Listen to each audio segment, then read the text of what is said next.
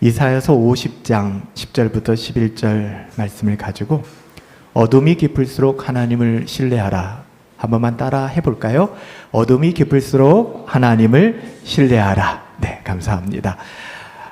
인생을 살면서 우리가 배우게 되는 것은 원칙과 공식이 우리의 인생을 묶을 수 없구나라는 거예요.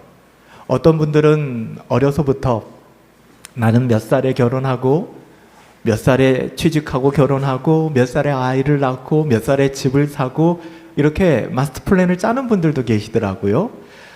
심지어는 뭐 결혼하기 전에는 나는 이런 배우자와 만날 거야 라는 100가지 항목을 쓰기도 합니다. 근데 시간을 지나놓고 보면 와, 내가 세운 원칙과 공식에 나의 인생이 설명될 수 있는 것이 아니구나 라는 것을 알게 됩니다. 차라리 우리 중고등학교 때 수학이 참 어려웠지만 나이가 지나고 나면 그 수학이 참 쉬웠던 것 같아요. 인생이 수학보다 훨씬 더 어렵거든요. 왜냐하면 수학은 우리의 불성실함으로 공식을 외우지 않고 시간을 투자하지 않아서 못 풀었을 뿐인데, 인생이라는 것이 시간도 들여보고 정말 별의별 일을 다 해보았는데도 이 풀리지가 않을 때가 너무 많은 것이죠.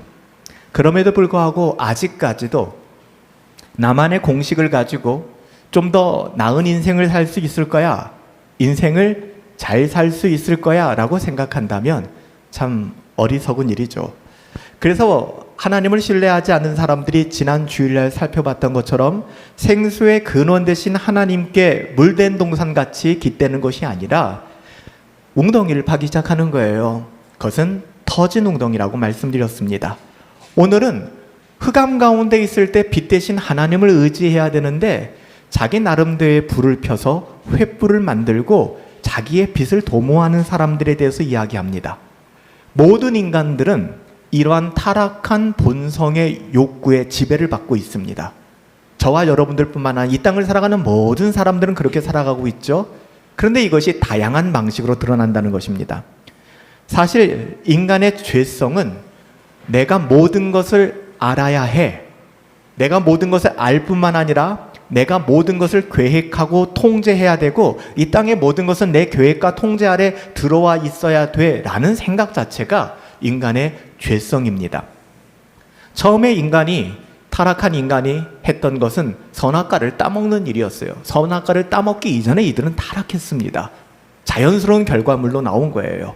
뱀의 유혹에 넘어가고 그 결과로 그들은 선악과를 따먹게 되었죠. 여러분, 선악과라고 하는 것이 어떤 유형의 열매를 하나 따먹고서 여러분 타락했다, 이 개념이 아니지 않습니까? 선악과는 무엇을 상징합니까? 내가 모든 것을 알아야 해. 하나님만이 모든 지식을 독점하는 것을 나는 승인할 수 없어. 나도 하나님처럼 할 거야. 옳고 그름의 문제를 하나님께 맡기는 것이 아니라 난 내가 선택하고 싶어. 이것이 바로 선악과의 결과였습니다. 타락한 인간은 자기가 모르는 영역을 남겨두고 싶어 하지 않습니다. 모든 건 내가 이해해야 순종하겠다고 합니다. 내가 동의해야 순종하겠다라고 얘기합니다. 다 알고 싶은 거예요. 모든 것을 내 뜻대로 통제하고 싶은 거예요. 크고 작고의 문제지 우리 모두는 여기에 매몰되어서 살아갑니다. 인간의 죄성입니다. 또한 타락한 인간의 본능은 모든 것을 통제하고 싶죠. 그러니까 내 뜻대로 움직이지 않는 것이 싫은 거예요. 그런데 내 뜻대로 움직이지 않는 분이 한 분 계시죠? 하나님. 그분은 내가 어떻게 할 수 없어요. 그러다 보니까 하나님 앞에 정이 가진 않아요. 하나님보다는 내가 통제할 수 있고 내 뜻대로 따라올 수 있는 사람들, 그것이 우리가 지난주에 살펴본 생수의 근원 대신 하나님을 버리고 터진 웅덩이를 판 이스라엘 백성의 죄악이었습니다. 터진 웅덩이를 파는 것이나 이 어둠 속에서 자기의 횃불을 밝혀두는 것이나 이것으로 하여금 우리의 삶에 믿음이라는 것이 있어야 하는데 우리를 믿음의 영역으로 들어가지 못하게 만드는 거예요. 그러니까 믿음으로 해결해야 될 문제를 터진 웅덩이로 해결하려고 하고, 믿음으로 해결해야 되는 문제를 우리만의 횃불을 밝혀두는 방식으로 해결하려고 하는 거예요. 내가 통제하기를 원하는 것이죠. 여러분, 이것은 하나님의 자녀다운 삶이 아닙니다. 이런 문제와 관련하여서 오늘 본문 말씀은 믿음으로 산다는 게 도대체 뭘까? 모호하고 막연한 것이 아니라 믿음으로 산다는 게 뭘까? 또한 불신앙이라는 게 어떤 것인가를 아주 예리하게 지적해주고 있습니다. 불신앙이라고 하는 것은 어둠은 피해갈 수 없어요. 예수 잘 믿으면 어둠이 없나요? 여러분, 우리는 하나님이 줄로 재어주신 삶의 공간, 그 여정을 살아가는 것입니다. 예수 믿는다고 예수 부적이 붙어서 예수 부적 때문에 모든 애군이 떠나가는 것, 이거 아닙니다. 신자든 비신자든 우리는 이 땅 가운데 어둠도 만나고 기근도 만나고 갈증도 만나게 됩니다. 피할 수 없어요. 그런데 중요한 것은 이 불신앙이라고 하는 것은 그 어둠 가운데, 기근 가운데 생수의 근원 되신 하나님께로 돌아가는 것이고 빛 대신 하나님을 의지하는 것인데, 오늘 본문에 보면 자기의 불을 피운다라고 얘기합니다. 그리고 횃불을 밝혀두는 것이죠. 나는 안전해. 11절 말씀 보실까요? 보라, 불을 피우고 횃불을 둘러띈 자여, 너희가 다 너희의 불꽃 가운데로 걸어가며 너희가 피운 횃불 가운데로 걸어갈지어다. 너희가 내 손에서 얻을 것이 이것이라. 너희가 고통이 있는 곳에 눕게 될 것이다. 결론을 말씀하시잖아요. 어둠 속에서 횃불을 밝히는 자는 고통의 연속 그것을 경험하게 될 것이다. 이 말씀은 굉장히 심각한 책망입니다. 어둠 속에서 자기 불을 밝히고 자기 횃불을 밝혀서 어둠을 피하려고 하는 그 태도를 세상 사람들은 와, 너 똑똑한데, 나이스한데, 스마트한데 라고 얘기할지 모르겠지만 우리 주님은 뭐라고 말씀하십니까? 내 고난의 장을 펴는 것뿐이다 라고 얘기합니다. 자기 방식, 자기 지식, 자기 경험, 자기 기준, 여러분, 이 안에서 모든 어두움을 밝혀 해결하고 이해하고 설명하고 납득하고 내가 통제하려는 삶의 방식, 그게 불신앙입니다. 그게 불신앙이에요. 너희 스스로 피운 불꽃 가운데로 행하고 너희 횃불 속으로 걸어다니는 삶을 산다면 너희의 슬픔이 끝나지 않게 될 것이다. 너희는 슬픔 중에 눕게 될 것이고 결국엔 망하게 될 거야. 사랑하는 하나님께서 우리에게 말씀하고 계시잖아요. 한마디로 이런 삶은 똑똑한 삶이 아니라, 자기 앞가름 잘하는 삶이 아니라 성경은 단호하게 얘기합니다. 불신앙. 불신앙. 이런 삶의 태도에는 자신의 신앙과 삶에 하나님의 말씀과는 무관하게 자기만의 정답을 가지고 있어요. 그런 분들이 계시거든요. 신앙생활을 굉장히 오래 했고 신학적인 교육도 굉장히 많이 받았고 훈련도 받았는데도 불구하고 자신의 삶에 있어서, 자신의 신앙에 있어서 하나님의 말씀에 영향력이 없는 거예요. 항상 어떤 위급한 문제가 생기거나 내가 통제할 수 없는 문제가 생겼을 때 자기만의 정답을 가지고 살아갑니다.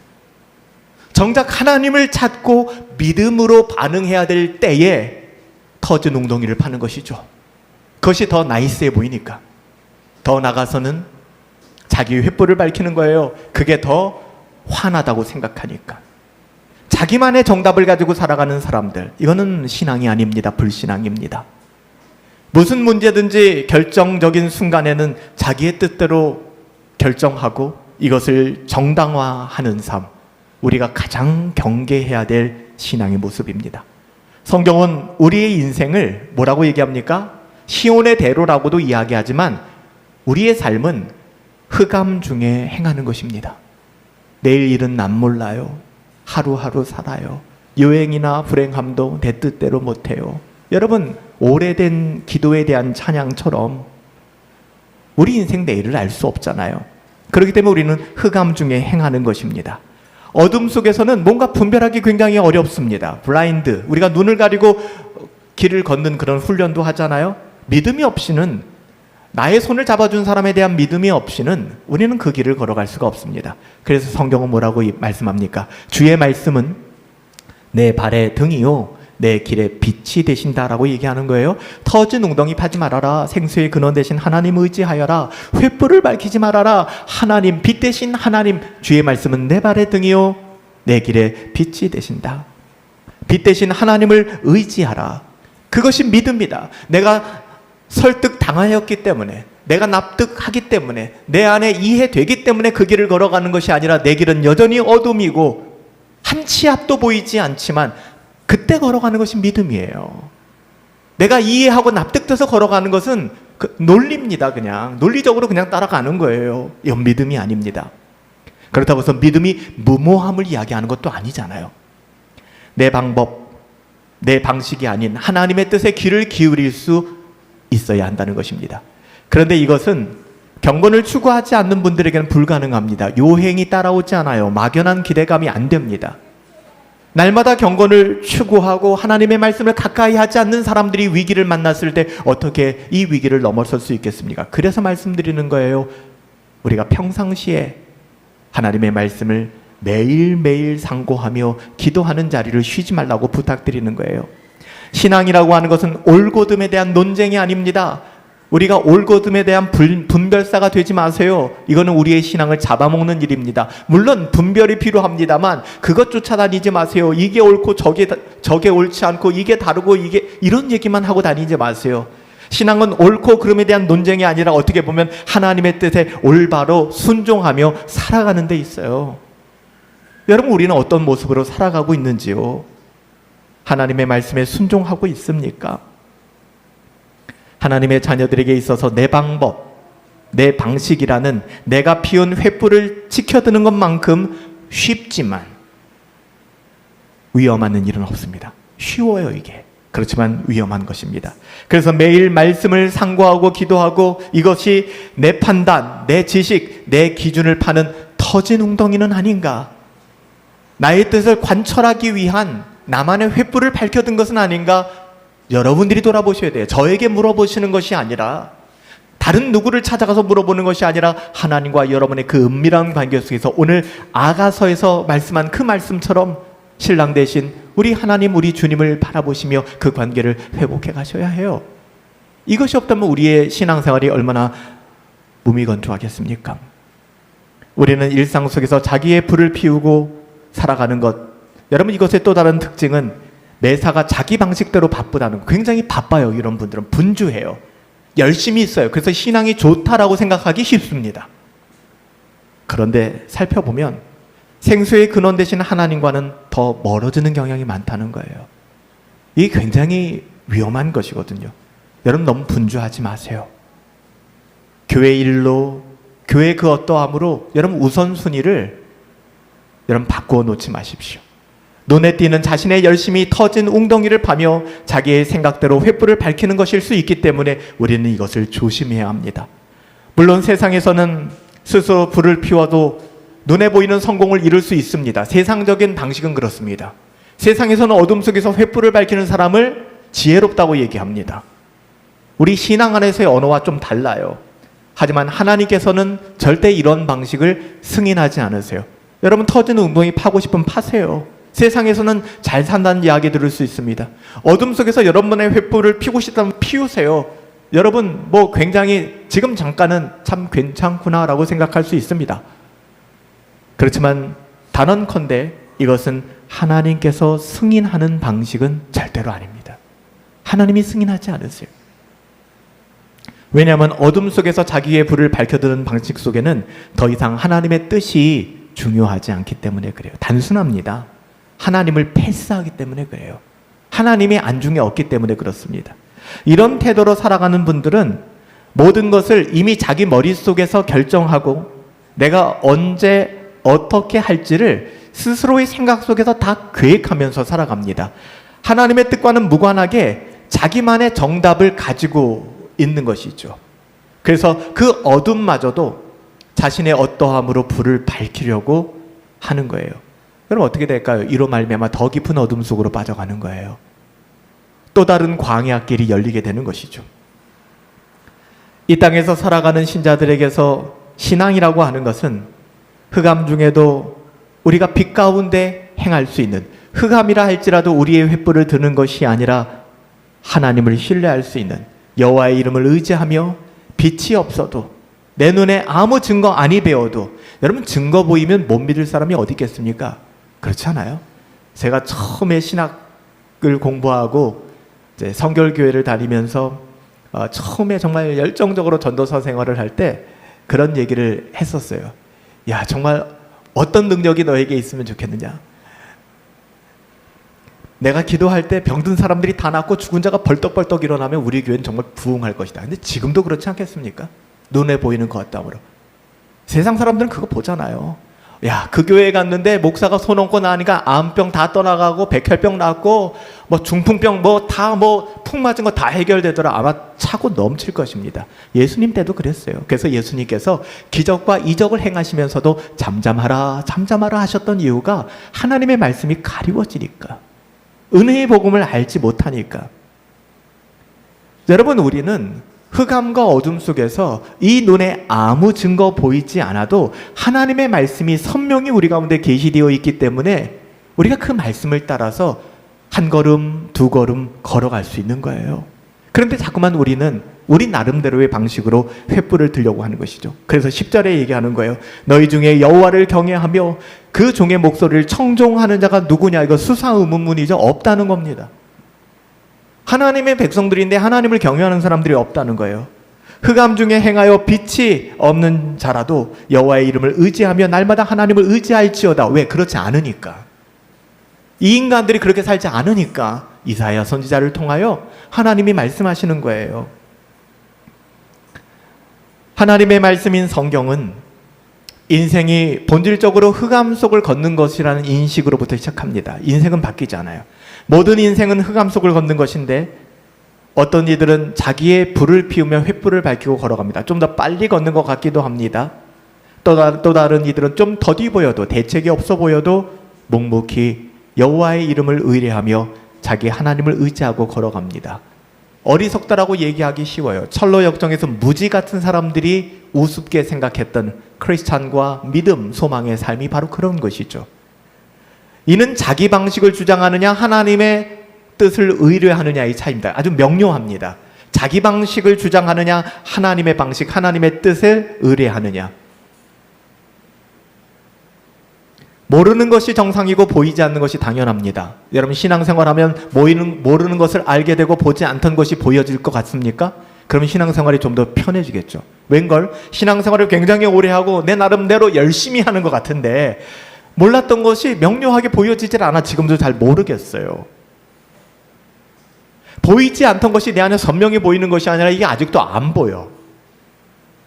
신앙을 가지니까 보이지 않던 것이 보이더라가 아니라 신앙을 가졌더니 여전히 어둡지만 보이지 않지만 하나님의 손을 붙잡고 나아갈 힘이 생겼더라. 이게 믿음이에요.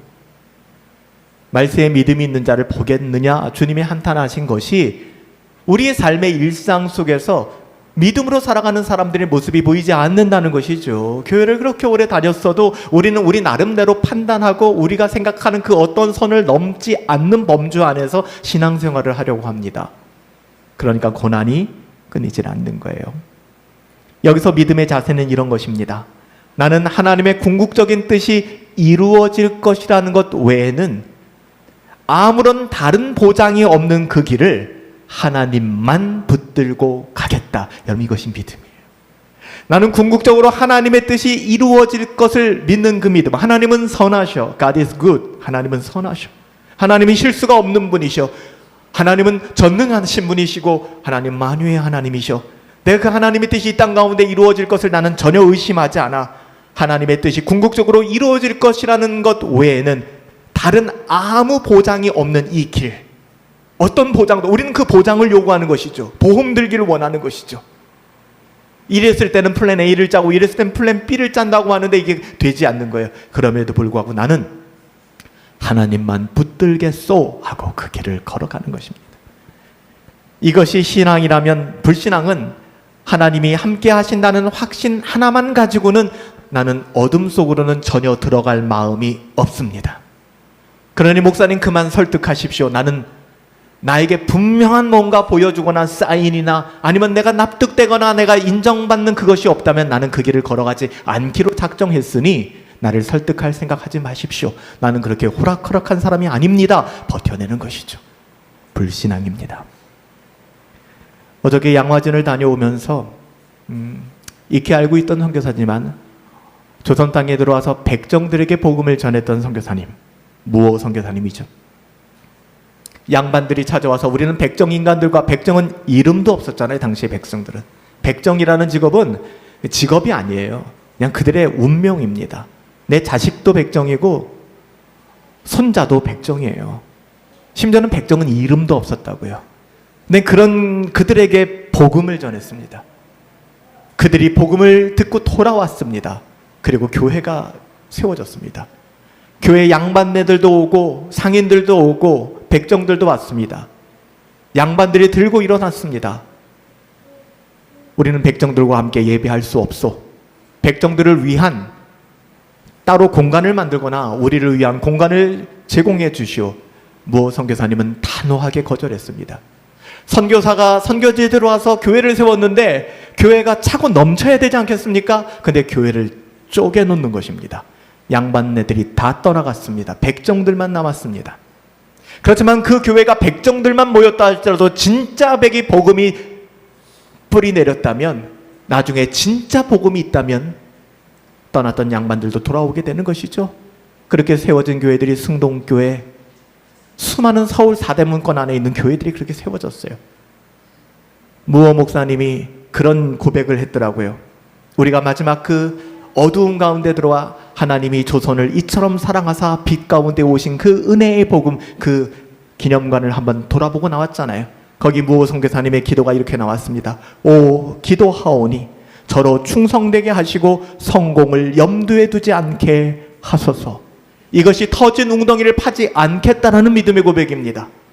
이것이 자기 횃불을 들지 않겠다라는 고백입니다. 오, 기도하오니 저로 하나님께 충성하게 하시고 이 땅의 성공을 염두에 두지 않게 하옵소서.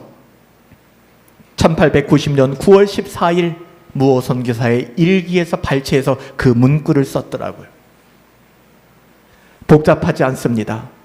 설명할 수 없는 일을 만났을 때, 어둠을 만나고 기근을 만나고 가람을 만났을 때 우리는 어떻게 반응하는가? 그게 우리가 진짜인가 가짜인가? 신앙의 시금석입니다. 이것이 말로는 쉬워요. 사실 삶에서 얼마나 많은 문제들을 우리가 부딪히며 살아가는지 모르겠습니다. 그때마다 우리는 본능적으로 훈련되어진 게 뭐예요? 자기의 불을 피우는 것, 자기 횃불을 밝히는 것, 터진 웅덩이 파는 것. 여러분, 이때 우리는 정말 어떻게 살아가고 있는가? 올 것이 왔구나. 여러분, 사람 의지하지 마시고, 환경과 상황이 어려워지고 여러분의 삶이 어두움 속에 있을 때 핸드폰 번호에서 사람 찾지 마세요. SNS 뒤적뒤적 거리지 마세요. 하나님께 무릎 꿇으세요. 올 것이 왔구나. 내가 해결할 수 없는 것, 그놈이 찾아왔구나. 나는 하나님을 붙잡고 이 두려운 길을 가련다. 내 마음을 유혹해 만들고 내 마음을 흩어놓는 모든 마귀의 권세는 떠나갈지어다. 기도하며 선포하며 나가는 거예요. 나는 성공을 염두에 두지 않습니다. 이 땅에서 살아가는 나의 삶의 족적이 성공을 염두에 두지 않습니다. 여러분, 이런 삶을 택하십니까? 아니면 거기서도 여전히 나만의 불을 켜며 횃불을 밝혀들고 이만하면 괜찮아라는 생각으로 살아가십니까? 그렇다면 하나님께서 하나님의 자녀들에게 어떻게 역사하실까? 늘 이 갈등 속에 살아가잖아요. 횃불을 밝혀야 되지 않을까? 터진 웅덩이를 파야 되지 않을까? 여기서 자유로울 수 없는 하나님의 자녀들, 세상 사람들 말고 하나님이 택하신 하나님의 자녀들을 하나님은 어떻게 대하실까? 하나님은 우리를 사랑하시잖아요. 아멘이시죠? 하나님 우리 사랑하시잖아요. 그래서 하나님이 아닌 우리의 어떠함으로 살려는 성향, 모든 것을 내 생각대로 통제하며 주도적으로 움직이려는 성향, 이 타락한 죄의 성향을 가진 우리를 고치시길 원해요? 회복시키시길 원해요? 하나님의 자녀다움을 회복시키시길 원해요? 그래서 하나님이 하시는 게 뭔지 아세요? 더한 어두움을 허락하십니다. 귀 있는 분들은 들으세요. 더한 어두움을 허락하세요. 이런 세상의 태도를 가지고서는 예수님을 믿고 성화의 삶을 살 수 없다는 건 너무나 잘 알고 있기 때문에 하나님은 우리를 회복시키길 원하기 때문에 하나님은 우리들의 인생 가운데 어둠을 더 깊게 하십니다. 이것이 영적인 진리입니다. 예수 믿으면 모든 어두움 떠나가고, 예수 믿으면 우리 가운데 시온의 대로가 열린다라는, 어떻게 보면 번영신학의 시작점과 같은 생각을 가지고 신앙생활을 하기 때문에 인생이 설명이 안 되는 거예요. 어려운 겁니다. 여러분, 참된 신앙은 그런 것을 추구하는 것이 아니라고요. 하나님은 우리를 사랑하시기 때문에 역설적으로 우리의 어둠을 더 깊게 하십니다. 더 이상 우리가 밝히는 횃불 따위로는 불을 밝힐 수 없을 정도로. 이런 어둠도 급이 있지 않습니까? 우리가 칠흑 같은 어둠이다 라고 얘기하잖아요. 이 어둠도 급이 나눠져요.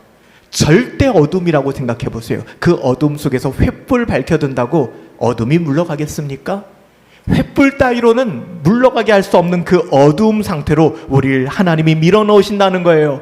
우리를 미워해서가 아니라 사랑하시기 때문에.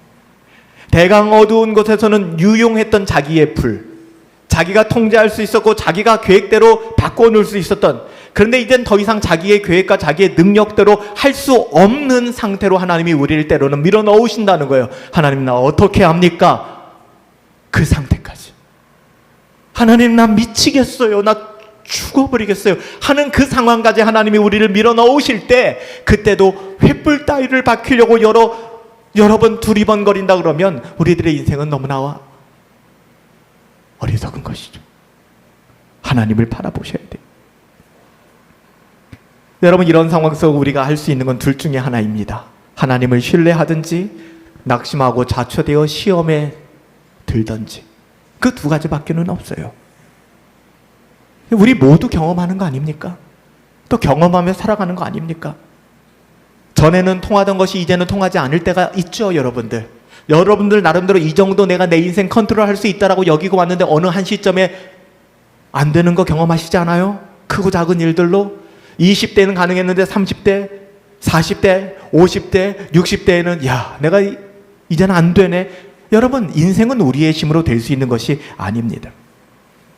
하나님께서 우리 어두움을 우리에게 깊게 하시는 방편 가운데 가장 보편적인 게 뭔지 아세요? 하나님이 우리에게 어둠을 깊게 하신다고 했잖아요. 가장 보편적인 일이 대인관계입니다. 부부관계 혹은 부모와 자식 관계처럼 피할 수 없는 관계 속에서 우리를 좌절하게 만들어요. 자기가 서울대를 나오고 의대를 나오고 의사이고 다 좋은데 내 자녀는 그게 안 되는 거야. 내 뜻대로 통제가 안 되는 거야. 엄마 아빠 다 똑똑한 사람들이고 엄마 아빠 다 좋은 직업을 가지고 있고 세상에서 다 존경받는 사람들인데 자식은 그게 안 되는 거야. 너무 힘들죠. 제가 전도사 시절에 저희 때 안티 크리스찬 카페가 유행을 했었거든요. 그래서 제가 위장해가지고 거기 들어가 본 적이 있어요. 제가 한번 말씀드린 적 있죠. 그 안티 카페 운영자부터 시작해서 이 친구들이 다 목사의 자녀들, 장로의 자녀들이더라고요. 목사고 장로인데 내 애들은 안티야, 안티. 그냥 교회를 안 다니는 정도가 아니라 교회를 회파하려고 해요.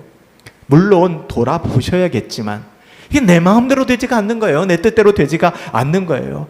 또 사람들은 손가락질합니다. 장로 자식이 이렇다, 목사 자식이 이렇다. 그 안요한 목사가 그렇다고 그러지 않았어요? 안요한 목사가 아버지가 목사님인데 맨날 목사님 설교하고 있는데 담벼락에 가서 예수님은 없다, 뭐 계속 예수님 회방하는 글 쓰고, 그러다가 그가 시각을 잃으면서 하나님 만나게 되고 그가 하나님의 도우심으로 눈은 시력은 잃었지만 하나님을 만나고 나서 목회자까지 된 그런 간증들을 우리가 알고 있지 않습니까? 대인관계처럼 참 힘든 건 없어요. 내 뜻대로 되지가 않거든요. 이제 한 치 앞도 예측할 수 없는 그런 상황 속에서 도무지 자기의 지식과 경험의 한계 속에서 어떠한 공식도 무용지물이 돼버리고 그 순간 하나님께서는 하나님을 신뢰하고 돌아오기를 원하시는 거예요. 지금 그 가운데 계신 분들도 계실지 모르겠어요. 나 어떡하라고? 나 어떡해? 그때 정신줄 놓으시면 안 돼요. 막연한 기대감으로 여러분 계신다면 정말 마귀가 우는 사자같이 두루 다니며 삼킬 자를 찾고 있다고 하잖아요. 하나님의 말씀으로 돌아오셔야 됩니다. 우리는 어떻게 해야 될까? 늘 고민하는 것이죠. 신자라면, 하나님의 자녀들이라면 이전의 삶의 방식이 아닌 어떠한 삶의 변화가 있어야 될까? 자기 관리의 영역 속으로 들어가서 안주하는 삶의 방식을 버리세요. 다시요. 자기를 신뢰하고 내가 관리할 수 있다는 영역 속으로 들어가서 나는 안주할 거야 라는 삶의 방식을 버리십시오. 하나님을 신뢰하는 법을 배우세요. 뭐 저희와 신학적인 결이 같지는 않지만 제가 청년 시절에 저는 예수전도단이라는 곳에서 훈련을 받았어요. 지금에 와서 돌아보면 신학적인 해석 방식이나 사역의 결이 굉장히 많이 달라요. 그럼에도 불구하고 제가 참 많이 배웠던 것은 뭐냐면 하나님을 경외하는 법이었어요. 하나님을 경외하는 법. 하나님을 경외하는 것이 무엇인가에 대한 훈련이었어요. 처음에 들어가서 DTS라는 곳에서 훈련을 받는데 이야기하는 것이 권리 포기라는 단어였어요. 권리를 내려놓으라는 것이죠. 청년의 때. 쉽지 않은 씨름이었습니다. 돌아놓고 보면 이 모든 과정 속에서 하나님이 지금의 저를 인도하시기까지 때로는 내가 감당하지 못할 흑암의 길도 여시고 내가 감당할 수 없는 갈증도 허락하여 주시고, 근데 돌아보면은 저도 시시때때로 터진 웅덩이를 받고 나만의 횃불을 밝혀들었지만 하나님이 사랑하사 터진 웅덩이가 아니라 나의 횃불이 아니라 하나님을 신뢰하는 법, 하나님을 경외하는 법을 가르쳐 주셨구나, 배우게 하셨구나. 내가 내 인생을 내가 통제하고 내가 결정할 수 있는 11년째 이 자리에서 목회를 하고 있지만 내 뜻대로 되지 않는 목회. 어떤 분들은 그런 이야기도 하세요. 저희 연구소에 있는 분이 목사님 교회는 교인이 몇 명이나 됩니까? 저 이 정도 모여서 예배하고 있어요. 그래요? 저 영상으로 봤을 때 전 몇백 명 모이는 줄 알았어요.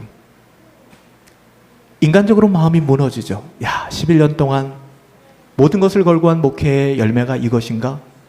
여러분, 그런 관점이 우리를 얼마나 힘들게 만든지 아십니까? 이때부터 우리는 우리의 횃불을 밝혀듭니다. 그러면 어떻게? How to? 어떤 방법을 가지고 사람들을 좀 모을 수 있지? 좀 이런 분위기로 만들어 볼까? 이런 시스템을 적용해 볼까?